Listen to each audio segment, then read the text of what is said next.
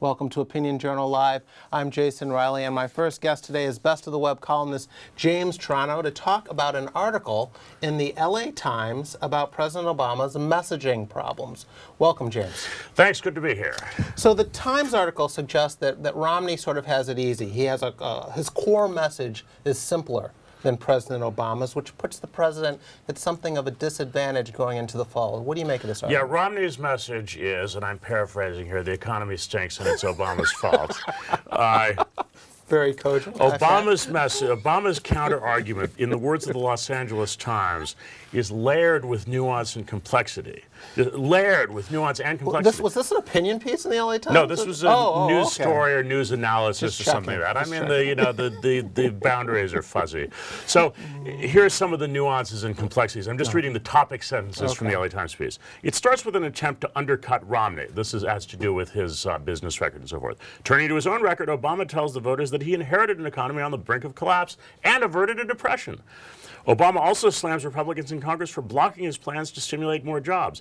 In the end, Obama says he would keep the country moving forward while Romney would take it back. That's nuance and complexity.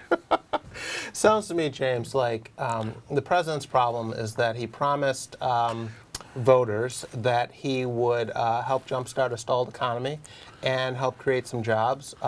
Neither of those promises have been realized throughout his first term, and he's having trouble convincing the public that he should be reelected, notwithstanding that record. Well, according to the LA Times, complicating matters are caveats in the narrative.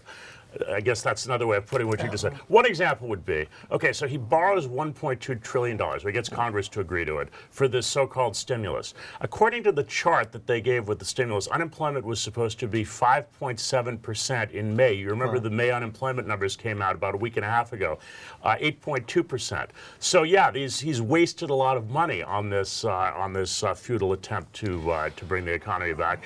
And, you know, Romney does have a pretty simple message because it seems to be true. Well, I see articles like this as an attempt by a sympathetic press to paint Obama as the underdog.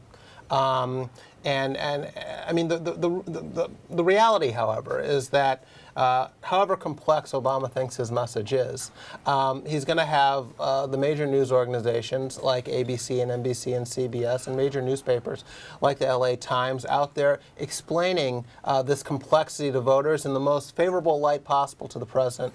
I don't think he has anything to worry about here, James. I think he has plenty to worry about because people can see through this nonsense. Well, you know who else thinks he has something to worry about is James Carville, the famous Democratic strategist that dates back to the Clinton years, who put out a memo recently, right? What advice did he have for the president on messaging? All right, let me read you a quote from James Carville. Quote, "We will face an impossible headwind in November if we do not move to a new narrative, one that contextualizes the recovery, but more important, focuses on what we will do to make a better future for the middle class." So now we've got the layer upon layer of complexity and nuance contextualized. I mean, it's just, you know, remember, James Carville is the guy who in 1992 came up with the brilliant slogan, "The economy's stupid." Yeah. Today, the message seems to be, let's change the subject. If you're Barack Obama. Let's change the subject, stupid. Okay, we'll leave it there, James.